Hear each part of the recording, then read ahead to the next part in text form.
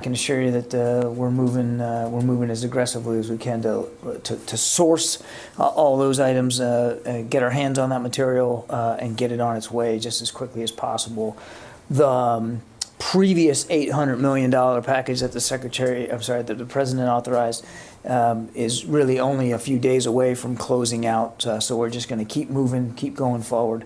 And in keeping with our consultation with allies and partners about capabilities that they have, that they could also provide to Ukraine, the Secretary spoke separately today with his counterparts from Slovakia and from Croatia.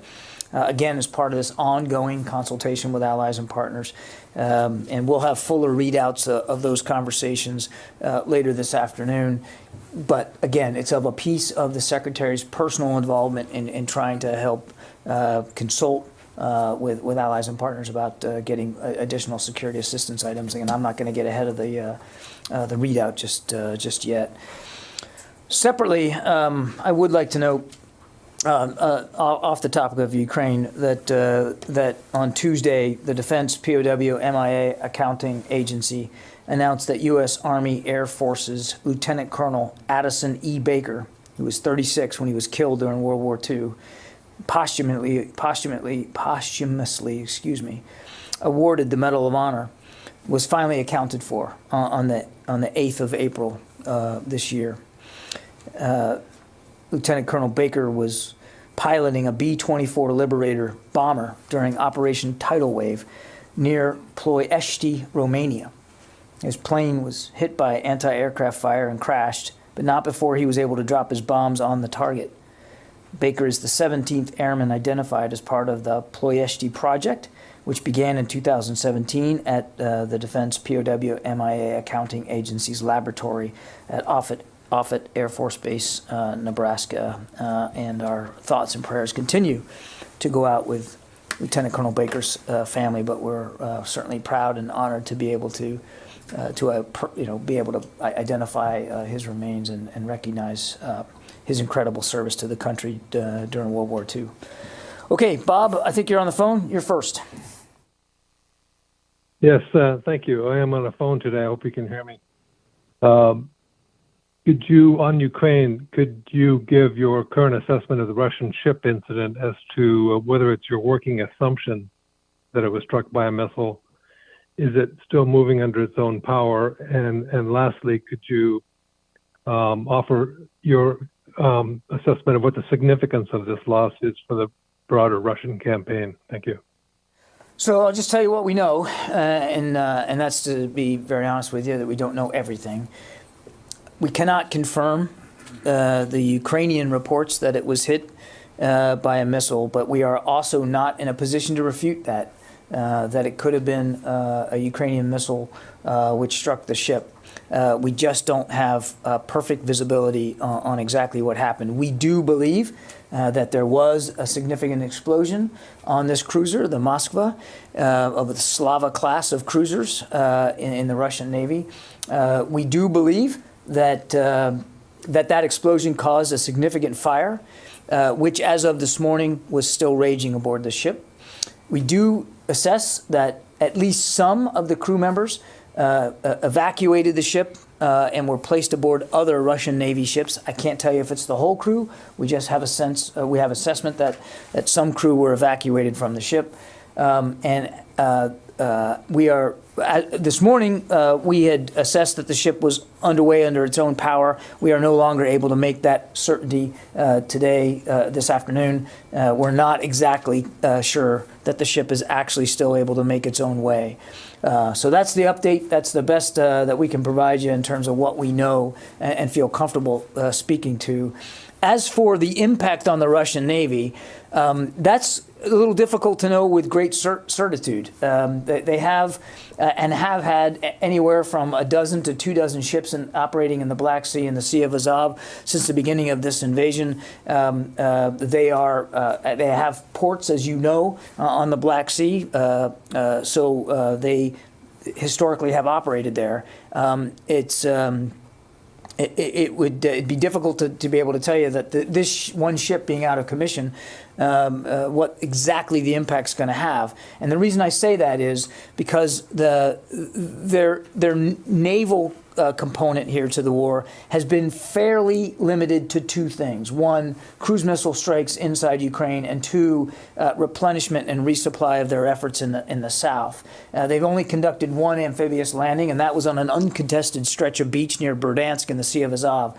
And they hadn't really made any concerted naval efforts towards Odessa. So I guess it remains to be seen exactly what the major impact is going to be. Again, that said, this is a cruiser.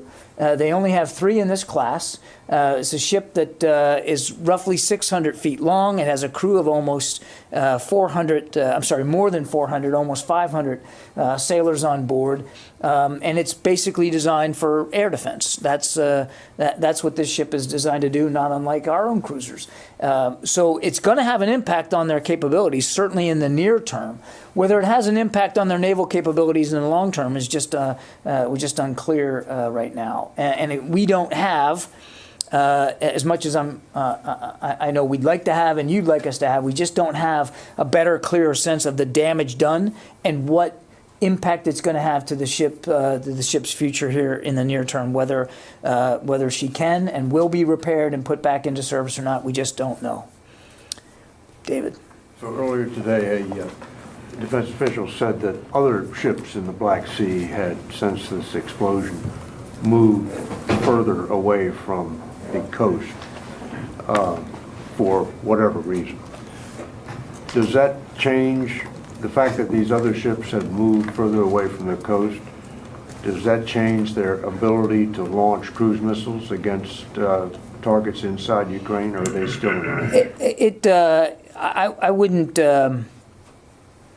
I wouldn't take away from this that that's going to have a dramatic impact on their ability to launch surface cruise missiles into Ukraine. I mean, they have a long range, as you know, David, and the fact that some of them may have moved away from the northern Black Sea, away from Odessa and the coast, doesn't mean that they are completely incapable of maneuvering to other parts of the Black Sea and launching cruise missiles. So I don't think we'd be willing to go that far just yet.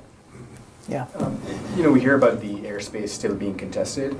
The sort of Sea of Azov, northern Black Sea, is that considered contested? Is that Russian hands? What's sort of the definition of that? You mean the maritime environment? In the maritime environment. I think you would be going too far if you said, or we were to say, that the northern areas of the Black Sea were not contested, that the Russians had freedom of maneuver completely inside the Black Sea. I think that would be going too far. For a couple of reasons. One, the Ukrainian Navy, though small, still has operating craft. Two, they do have coastal defense capabilities. You saw the Brits had given them some coastal defense missile capabilities. We, in this latest package, are offering them some coastal defense unmanned surface capability. And three is the issue of mines. We know that mines have been a factor, particularly south of Odessa, and that some of those mines could be free-floating and therefore not moored to a specific area, and therefore could affect a Navy's ability to freely maneuver in that maritime space. So while they certainly, from just a purely naval perspective, the Russians have superiority in the Black Sea to the Ukrainians, more ships, more firepower, certainly more naval capability, we would not assess that they have achieved, complete freedom of movement. Again, they have used the maritime environment to strike inland. They have used the maritime environment to assault the mainland in terms of an amphibious assault, and they have used the maritime environment to intimidate, and in some cases to try to, we think, in some cases try to pin down Ukrainian ground forces near Odessa. So they still have quite a bit of naval capability available to them. And just a quick follow-up. When the embassy in Kiev was moved to Lviv and then to Poland, the Marines obviously moved out as well. Correct. Are they still with the contingent of U.S. diplomats in Poland, or have they dispersed? I guess what I'm getting at is the French have opened up their embassy, or have said they're going to open up their embassy in Kiev. So if the U.S. were to make that decision, are the Marines with the contingent and able to move out pretty quickly back into Kiev, or how does it work? I can't say definitively how many of the Marine security detachment is with the now displaced embassy personnel. I suspect that there is still some physical security being provided them, even though they're in Poland.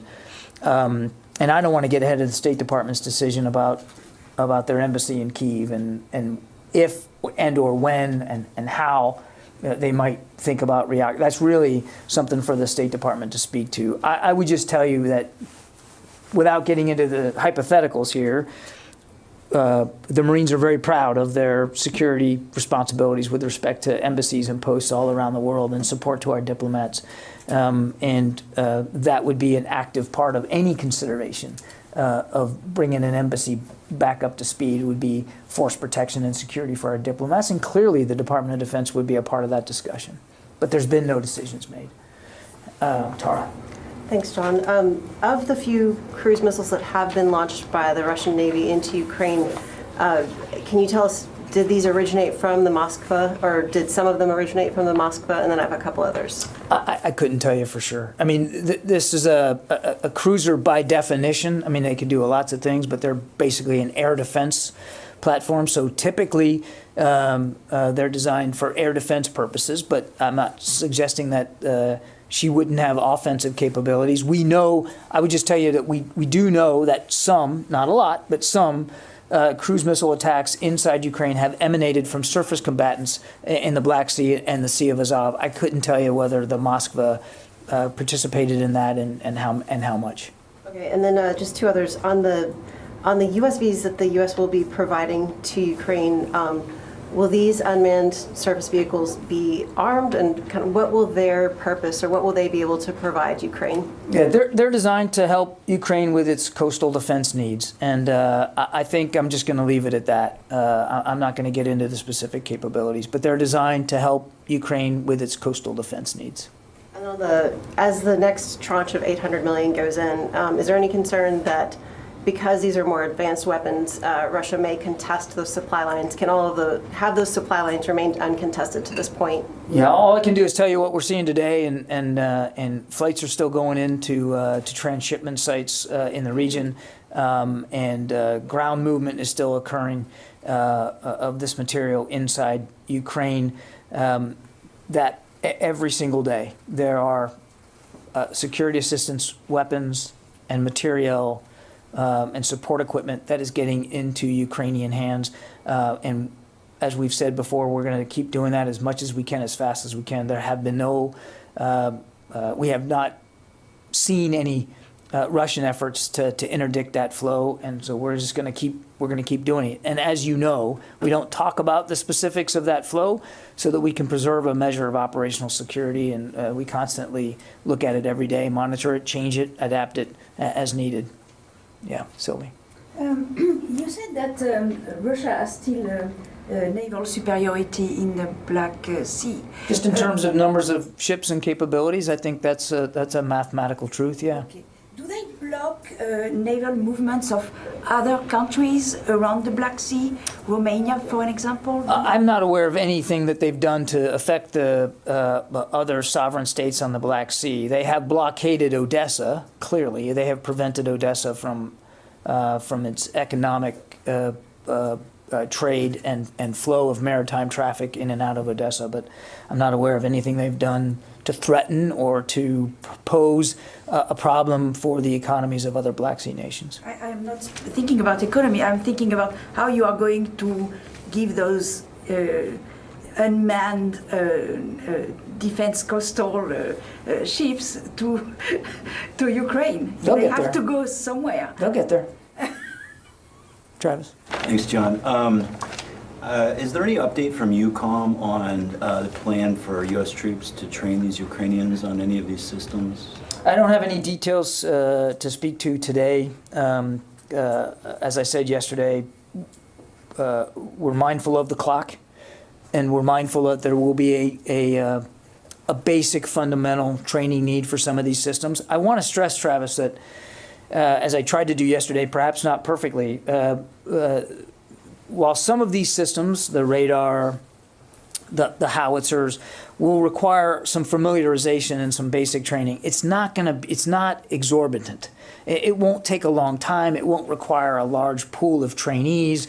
We'll work it out. We'll try to get opportunities for a small number of Ukrainians to be familiarized with these systems, but we don't believe that it's going to be an onerous task or lengthy in time or in resources. General Walters was able to brief Secretary Austin just this morning on his efforts to work this out, and believe me, he knows that it's a requirement, and he's working on it. If I could just follow up, you had mentioned the identification of the remains at the top of the briefing. Yeah. And this question may come out of left field a little bit, but there are still thousands of U.S. service members missing in North Korea. And during the last administration, there was really a high-profile return of remains from North Korea to the United States. I'm just wondering if this administration still has that as a priority, and if it's working that in any way, or whether it's looks at the situation with North Korea now as just being unrealistic to expect some kind of agreement. Yeah, I'm going to take half your question because I don't know what progress has been made with respect to the Korean Peninsula. So let me see if I can find out. I'll check with DPAA and see where that is. But on the larger issue that you raised, it's absolutely a priority for the Secretary. In fact, on one of his very early visits to Hawaii, he took time to go visit DPAA and talk to them about their recovery efforts and walk through the laboratory, talk to the scientists and the forensic experts. It was quite a fascinating day, and he is 100% committed to doing everything that we can and he can to support DPAA in this mission. And it's not just Korea; it's Vietnam. It's from World War II. I mean, there's a lot of work that they're doing, and he's 100% supportive of that. He certainly understands and respects the closure that this offers to families of the fallen and the lost, and it's an incredible effort that has spanned multiple administrations, of course, going back. So I can tell you he's 100% committed to that. Now, exactly what that looks like on the Korean Peninsula, I'd have to get you a better answer. Yeah. Thank you, John. I got my audience in Ukraine, so I got a question on behalf of my audience. You know, people just started to return to Kiev right now because the Western embassies are returning too. It's a good sign.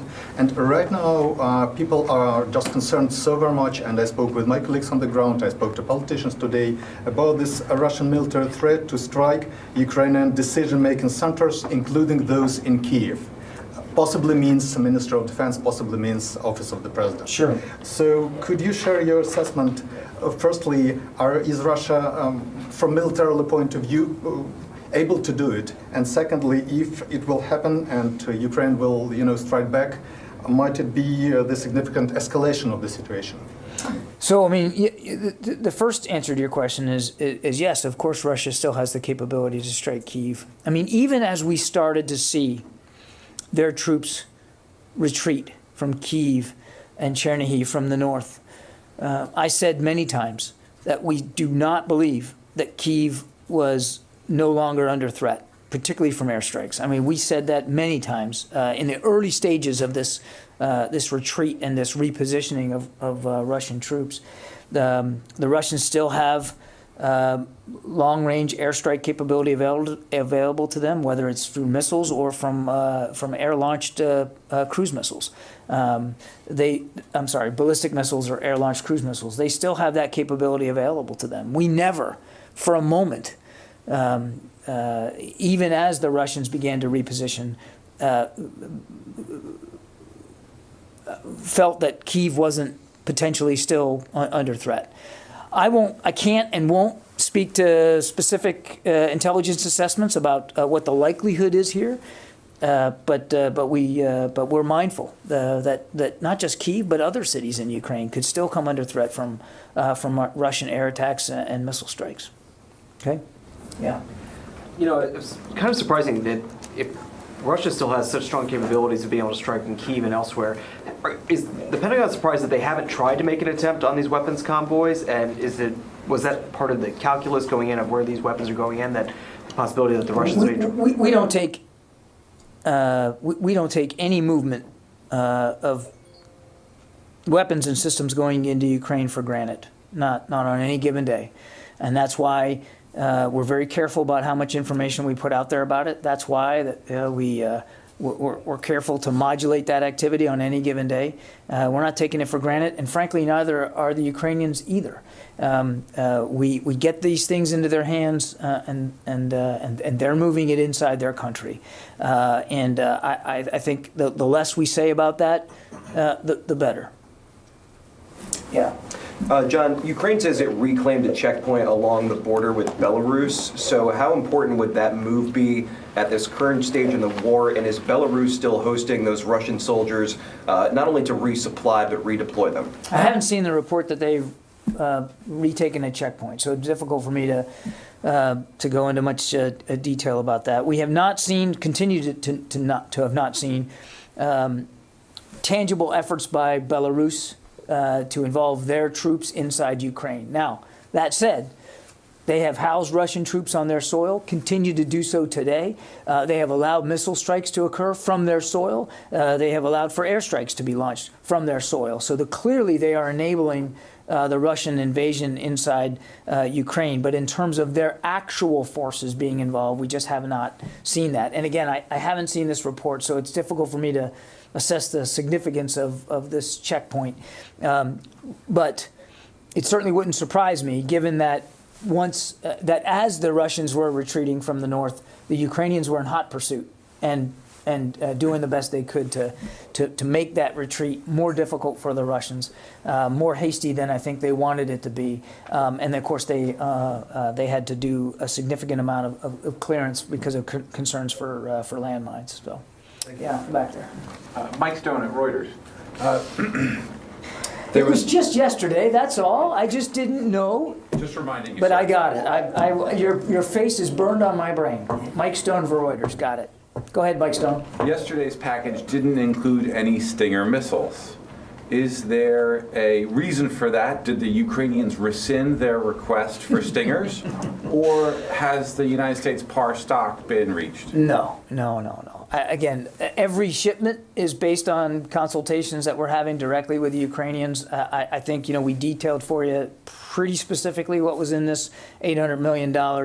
And these were items that we knew and the Ukrainians made clear that they wanted. I mean, we'll have some later after the briefing today. I think we'll be able to give you an update on the total numbers of things that we provided, including Stingers, and you'll see that it's quite a lot. I would not rule out going forward in future drawdown packages or deliveries of security assistance that there might be additional Stingers going forward. But this package was very much tailored in consultation with the Ukrainians on what they believed they needed specifically for the fight in the Donbass. And as we talked about yesterday, given the terrain, given the kinds of reinforcements, given the kinds of capabilities that the Russians, bless you, are beginning to push into that region, things like artillery and counter-artillery radar, those were some of the big items that we really believe were most important for this next tranche. But wouldn't rule out additional deliveries of Stingers going forward. Yeah, Barb. I wanted to follow up and clarify on your answer to Idris on the embassy. You said that, because of Marines providing security, that the Defense Department would be part of any discussions, but that no decision has been made. So to make sure I understand, yes, there are discussions about when, if, how to reopen the embassy? I'd refer you to my colleagues at the State Department. Said that you would be part of these discussions, but no decision has been made. Can you tell us if you are discussing it with them? I would refer you to the State Department. My other question is, Medvedev, I can't say his name, Medvedev said today that Russia would significantly bolster its western flank and start moving weapons there if Finland and Sweden were to join NATO. And I was wondering if you had any update whether you yet see Russia moving weaponry towards that flank. I don't have any update for you on that. Yeah. Joe. Yes, sir. Thanks. The president's used his drawdown authority several times now. I think it might be 7 to transfer U.S. military equipment to Ukraine from U.S. stockpiles. And to follow up on your answer yesterday, you said that they aren't yet at unsafe levels. Can you share the metric for that assessment? We're going to be careful about that, Joe. I think you can imagine. I would just tell you that this is something we're watching every single day.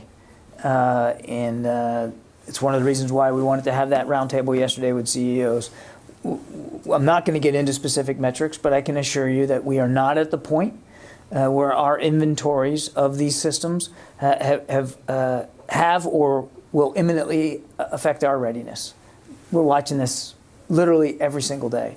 And we don't want to get to a point where that becomes an issue, which is, again, one of the reasons why we had this discussion yesterday with the CEOs. We're comfortable that our stocks are in keeping with our readiness needs. But we obviously know that as these packages go on and as the need continues inside Ukraine, we want to lead turn that. We want to be ahead of the bow wave on that and not get into a point where it becomes a readiness issue. To that end, will the Secretary be recommending at any point that the Defense Production Act be used to ramp up production? I don't have anything to predict with respect to that, Joe. I'm not anticipating that, and obviously that would be a discussion between the President and the Secretary, but I know of no such discussions on that right now. Janie. Thank you, John. I have 2 questions on North Korea, Russia, South Korea. Recently, the Russian defense minister has asked the North Korean leader Kim Jong-un to provide missiles, ammunition, weapons to use for Ukraine war. What can you say about the military cooperation between North Korea and Russia? I don't have much context on any cooperation between North Korea and Russia. Obviously, we wouldn't approve of any nation providing material support to Russia in this invasion of Ukraine. North Korea and China, excuse me, they support economic and military aids. So it can be affected more strong war in Ukraine. It affected the Korean Peninsula. How did you estimate this? Yeah, again, let me put it this way. We haven't seen any tangible support from either China or North Korea to Russia, point one. Point two, in addition to doing everything we can to help Ukraine defend itself, we also have responsibilities in South Korea to help the South Koreans defend themselves and to reinforce our security commitments on the Korean Peninsula, and we're still very able and very capable of doing that. South Korea, excuse me, because I have a little with the aircraft carrier Abraham Lincoln is in Korea right now, in Korean Peninsula. Will this Abraham Lincoln joint U.S. and South Korea joint exercise next week, or why they coming to Korean Peninsula? Well, it's not uncommon for U.S. aircraft carriers to steam in that part of the world. Not unusual at all. I don't have anything on the Lincoln schedule to speak to today or what exercises she might contribute to. I'd refer you to U.S. Forces Korea for that. But look, freedom of navigation is freedom of navigation, and our carriers demonstrate significant maritime power all over the world. It's not uncommon for them to operate in those waters. Mike. Yeah, John, if the Moskva's the flagship of the Black Sea Fleet, do you know the identity of the admiral whose flag it was and what's his disposition? I don't. I've seen colloquial. Yeah, I've seen. Transfer his flag to another ship? Yeah, I've seen colloquial comments about her being the flagship of the Black Sea Fleet. I have nothing to corroborate that she was in fact a real flagship in the way that we consider a flagship. I mean, she's obviously, it's a cruiser and probably the biggest surface combatant that they have in the Black Sea at this point. And there's only 3 in that class, so the Russians didn't make a lot of them. But whether she was an actual flagship with an actual admiral and staff aboard the way we conceive of it, I just don't know. Yeah. Yeah. Rio. Thank you. I want to ask you about the security deal between China and the Solomon Islands. The diplomatic efforts are ongoing to encourage the Solomon Islands to reconsider the deal. So from the military perspective, do you think this security deal is a part of China's broad effort to project power beyond the second island chain?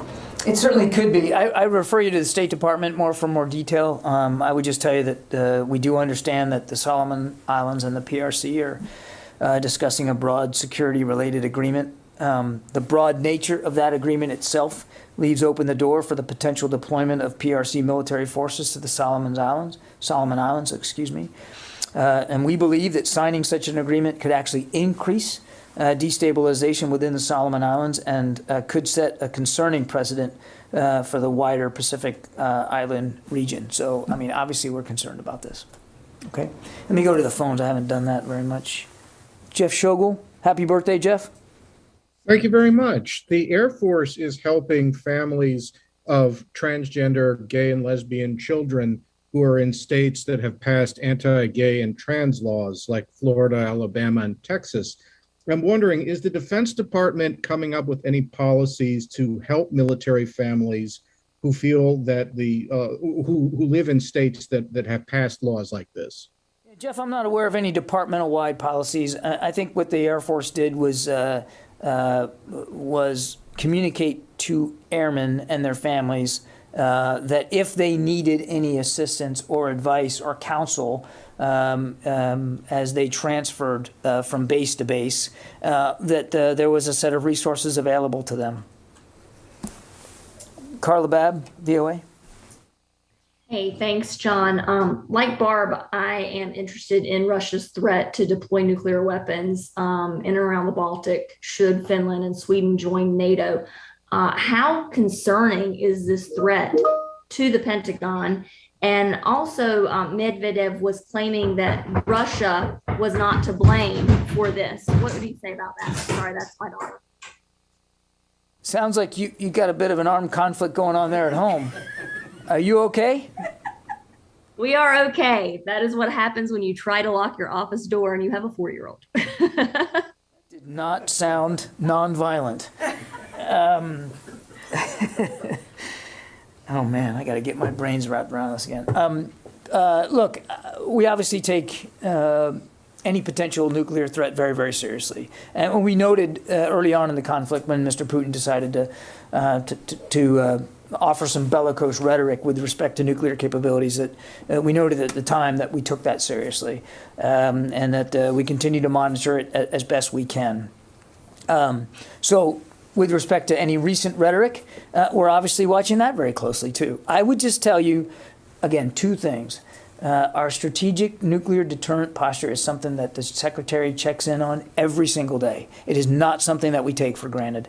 And number two, we have seen nothing in the space out there that has given us cause to change that posture in any tangible way whatsoever. So we're watching this every single day. Tony Capaccio. Hi, John. I want to go back to the unmanned coastal defense ships. A senior defense official told reporters today that Ukraine officers in the U.S. have already trained on them. A couple questions for you. Are the vessels coming from Navy prototype programs? When are they expected to arrive in Ukraine waters? And third, are they designed or intended to attack Russian vessels like the cruiser Moskva? I don't have a shipment details for you, as I said at the very top of the briefing. As I can get you more information about actual deliveries, we'll do that. I'm just not in a position to do that. The authorization just came down yesterday, and we're working very hard at sourcing these things and getting them on the way to Ukraine as quickly as possible. I'm not going to talk about the specific capabilities of these USVs. I've talked about them to the degree that we're going to go, and they are designed to help Ukraine with its coastal defense. Coastal defense is something that Ukraine has repeatedly said they're interested in. It is particularly an acute need now as we see the Russians really refocus their efforts on the east and in the south. And of course, when you talk about the east and the south, you're talking about the Sea of Azov and a maritime environment, and you're talking about the northern Black Sea. So these capabilities will be, we hope, helpful in their coastal defense needs, and I really think that's as far as I'm going to go on it. Okay, thanks everybody, appreciate it. We are not briefing tomorrow, given the holiday weekend coming up, so we'll see you guys on Monday.